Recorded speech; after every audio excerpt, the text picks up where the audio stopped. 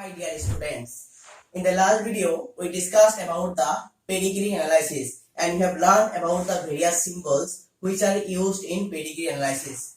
Now today, we will take one example how this pedigree analysis is used. Right? For that, we have taken a case study. In this case, see, a normal man marries a sickle cell anemic female. Normal man marries a sickle cell anemic female. They have three children. One boy and two daughters. Now what we have to do? We have to show it with the help of pedigree chart. And second thing is that probable genotypes. We have to find the probable genotypes of the offsprings.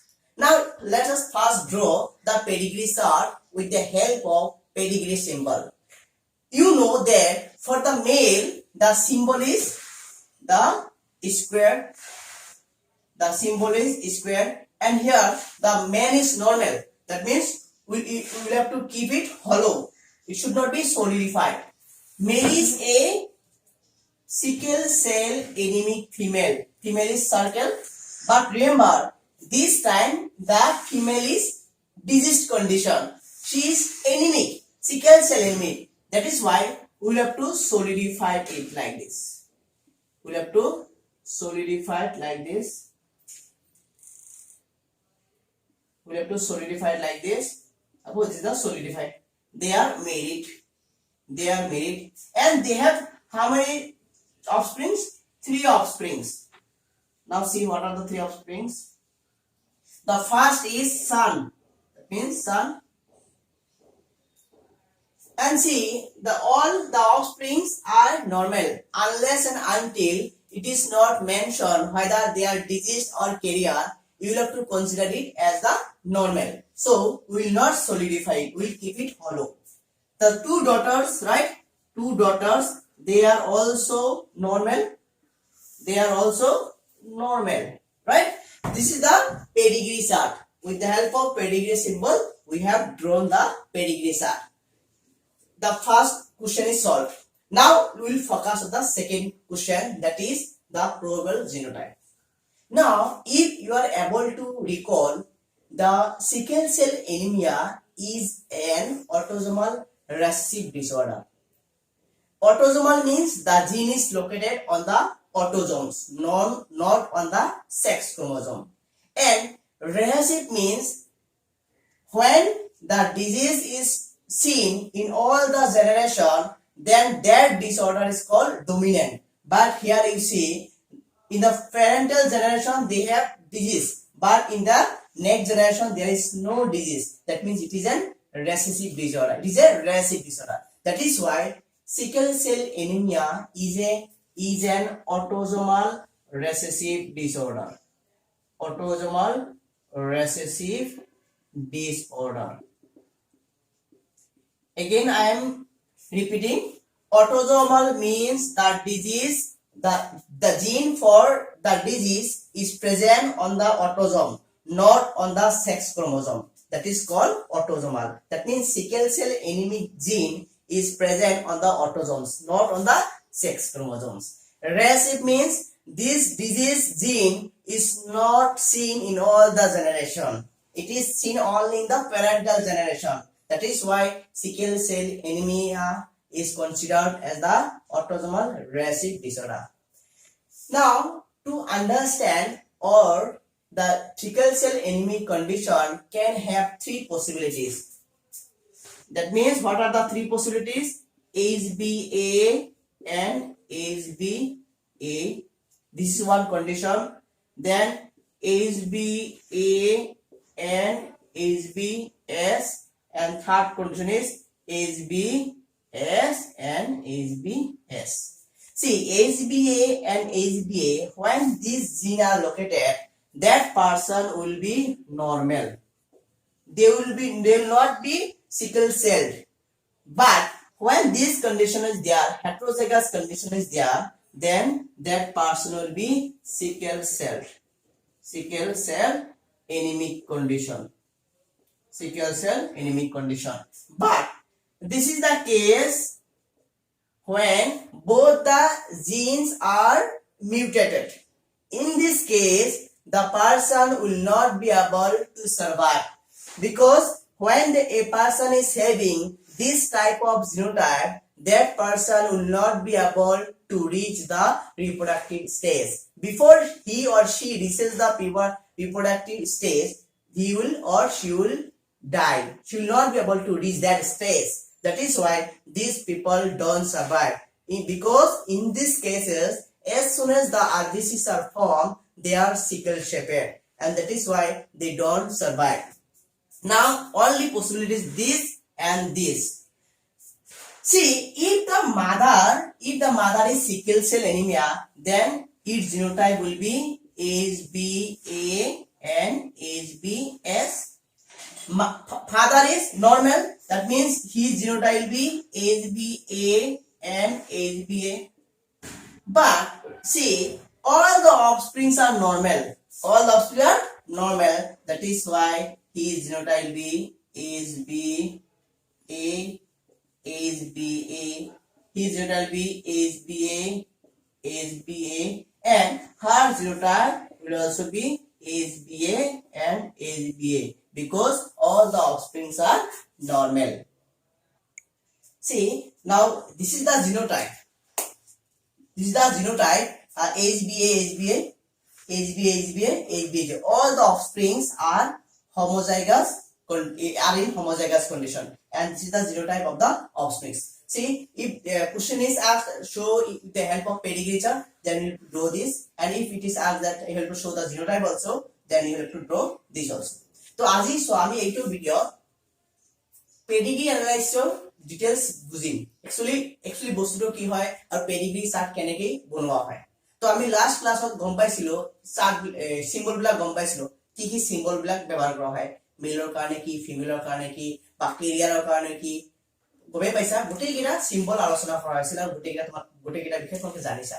তো আজি এইবিলাক apply কৰিম আমি, symbol বিলাক use কৰি নাই pedigree shirt বনাম, ঠিক আছে। আৰু সেইটোৰ কাৰণে আমি এটা উদাহৰণ লৈছো। কি উদাহৰণ লৈছো, যে ধৰা হল এজন মতা মানুহ কি কৈছে, মাইকীজনীক মানে বিয়া পাতিছে, আৰু মাইকীজনী কেনেকুৱা হয়, সিকেল সেল, তাই বেমাৰী হয়, আৰু সিহঁতৰ কি হল, তিনিটা অফস্প্ৰিং হল, আৰু এই তিনিটা অফস্প্ৰিঙৰ ভিতৰত এজন ল'ৰা আৰু দুজনী ছোৱালী। এতিয়া এই গোটেই বস্তুখিনিৰ কি কৰিব লাগে, পেডিগ্ৰি চাৰ্টৰ পৰা দেখুৱাব লাগে, আৰু সেই অফস্প্ৰিং বিলাকৰ জিনোটাইপ কি হ'ব সেইটো দেখাব লাগে। তো আমি জানো মেলৰ কাৰণে কি স্কয়াৰ হয়, আৰু যেহেতু নরমাল মানুহ বেমাৰী নহয়, গতিকে আমি কোনো এক খালি ৰাখিব লাগিব, হলো ৰাখিব লাগিব, সলিডিফাই কৰিব নোৱাৰা। আৰু মেৰি কাৰ লগত কৰিছে, এজনী সিকেল সেল এনিমিক মহিলাৰ লগত, ৰাইট। এতিয়া এই মহিলাজনী কি সিকেল সেল হয়, তাৰমানে আমি কি কৰিব লাগিব, সলিডিফাই কৰিব লাগিব, এ সলিডিফাই কৰা আছে। আৰু ইহঁতৰ সন্তান কি তিনিটা, এজন ল'ৰা দুজনী ছোৱালী। এইটো হৈছে কি পেডিগ্ৰি চাৰ্ট। এতিয়া আমাৰ এই অফস্প্ৰিংৰ জিনোটাইপ জানিব লাগে। তো তুমি জানা যে আমি উদাহৰণৰ কাৰণে কি লৈছো, সিকেল সেল এনিমিয়া উদাহৰণ লৈছো। এটা সিকেল সেল এনিমিয়া হয় এটা অটোজোমাল ৰিসেসিভ ডিসঅৰ্ডাৰ। অটোজোমাল ৰিসেসিভ ডিসঅৰ্ডাৰ মানে কি হল, অটোজোম মানে কি, যেটো বেমাৰৰ জিনটো যদি অটোজোমত থাকে, সেক্স ক্ৰোমোজোমত নাথাকে, তাক অটোজোমাল বেমাৰ বুলি কোৱা হয়। আৰু ৰিসেসিভ মানে যদি সেই জিনটো প্ৰত্যেকটো জেনাৰেশনত দেখা যায়, তেনেহলে তাক কি বুলি কোৱা হ'ব, ডমিনেন্ট। আৰু যদি প্ৰত্যেকটো জেনাৰেশন দেখা নাযায়, তাক ৰিসেসিভ। এতিয়া চোৱা, প্যাৰেন্টাল জেনাৰেশন আছে, বেমাৰটো জিনটো আছে, কিন্তু অফস্প্ৰিংত আছে নেকি, নাই, তাৰমানে এইটো কি বেমাৰ হ'ব, ৰিসেসিভ। এইকাৰণে বেমাৰটো হৈছে অটোজোমাল ৰিসেসিভ ডিসঅৰ্ডাৰ। আৰু এই সিকেল সেল এনিমিয়াৰ তিনটা কন্ডিশন, তিনটা সম্ভাৱনা এটা থাকে। এটা জিনোটাইপ কি এইচবি এইচবি, এটো নরমাল মানুহ, এইচবি এইচবিএস যিবিলাক বেমাৰী হ'ব, আৰু এইচবিএস এইচবিএস। একচুয়ালি এই মানুহবিলাক সার্ভাইভ নকৰে, এক্সিস্ট নকৰে। কিয় নকৰে, কাৰণ এইবিলাকৰ জিন দুটাই মানে মিউটেটেড হৈ গৈছে। সিহঁতে মানে এই রিপ্রোডাক্টিভ স্টেজ পোৱাৰ আগতেই সিহঁতে কি হ'ব, মৰি যাব, সেইকাৰণে এটা সার্ভাইভ নকৰে। গতিকে আমি কি দেখাম, বেমাৰী হলে এইচবি এইচবিএস আৰু নরমাল হলে এইচবি এইচবি। এতিয়া যদি নরমাল হয়, নরমালে কি লাগিব, HB HB, HB HB, HB HB. তো এইটো হল জিনোটাইপ অফস্প্রিং বিলাকৰ, right? Now we'll see the what is the advantages or usefulness or uses of pedigree analysis. See, pedigree analysis has so many advantages and there are so many uses of pedigree analysis. The first uses of pedigree analysis or pedigree chart is it helps to find the genotype by knowing simply the phenotypic characters. By simply knowing the phenotypic character, the genotype of a particular person for a particular trait can be determined, or you can in other words say also like that, it helps to fill out the probable genotypes by knowing the phenotypic characters only. See, I will write here, it helps to fill up the possible genotypes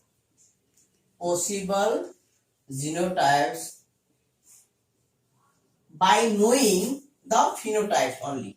By knowing the phenotypes only.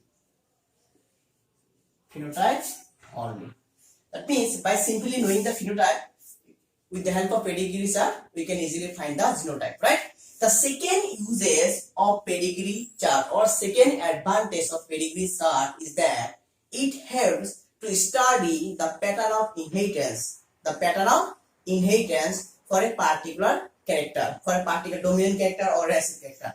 How the dominant character or recessive character are getting transmitted from one generation to the next generation, it can be shown or studied with the help of pedigree chart.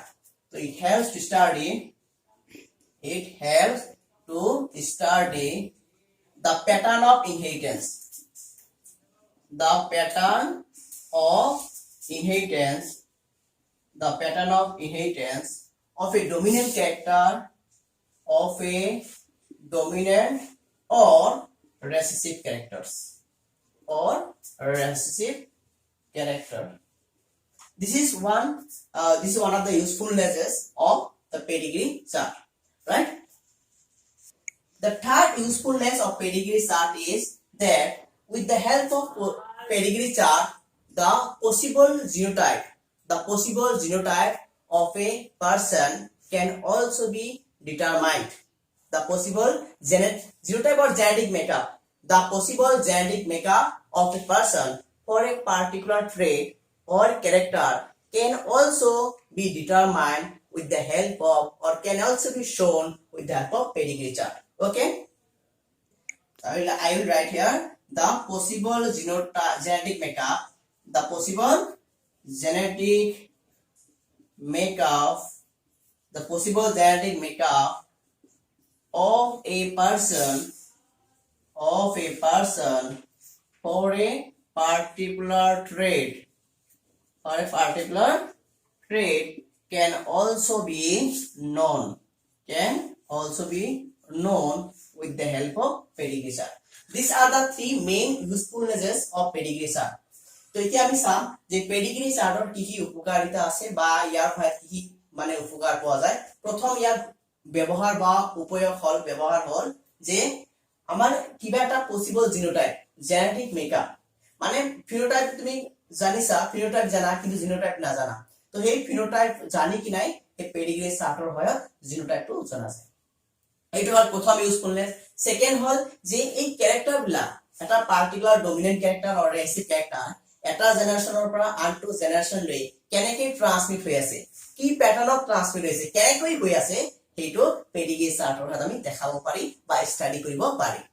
তৃতীয় number usefulness হ'ল বা ব্যৱহাৰ আৰু উপকাৰ হ'ল যে particular এজন মানুহৰ এটা পাৰ্টিকুলাৰ ট্ৰেট or ট্ৰেটৰ যিটো জিনগতভাৱে ঘটন কেনেকৈ জিনগতভাৱে ঘটিত হৈছে বা জেনেটিক মেকআপ কেনেকুৱা হয়, সেইটো কি কৰা হয় পেডিগ্ৰী চাৰ্টৰ হয় জনা যায়। তো এইবিলাক হ'ল আমাৰ জেনেটিক পেডিগ্ৰী চাৰ্টৰ বিভিন্ন ধৰণৰ ব্যৱহাৰ বা সুবিধা।